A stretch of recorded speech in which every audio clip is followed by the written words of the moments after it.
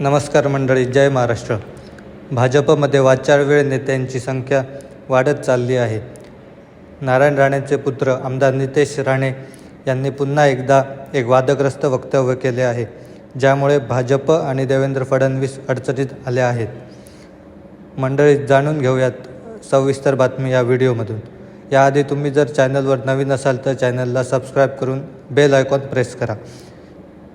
केरळ हे भारतातील मिनी पाकिस्तान आहे, त्यामुळे तेथील लोक मतदान करून काँग्रेसला विजयी करतात. राहुल गांधी आणि प्रियंका गांधी या तेथे खासदार म्हणून निवडून येतात, असं अत्यंत वादग्रस्त वक्तव्य आमदार नितेश राणे यांनी केले आहे. यामुळे भाजपचे धाबे दणाणले आहेत. देवेंद्र फडणवीस आणि महायुतीच्या अडचणीत आमदार नितेश राणे यांनी वाढ केली आहे. यामुळे भाजप महायुतीत संकटात सापडली आहे. केरळसारख्या प्रगत राज्याला मिनी पाकिस्तान म्हणणे कितपत योग्य आहे, असा प्रश्न विरोधकांकडून उपस्थित केला जात आहे.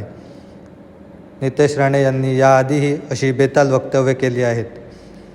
त्यात आणखी एका विधानाची भर पडली आहे. आता भाजप हा विषय कसा हाताळते हे पाहणं औत्सुक्याचं ठरेल. मंडळी, आमदार नितेश राणे यांच्या या वक्तव्याबद्दल आपले मत आम्हाला कमेंट बॉक्समध्ये नक्की सांगा. धन्यवाद.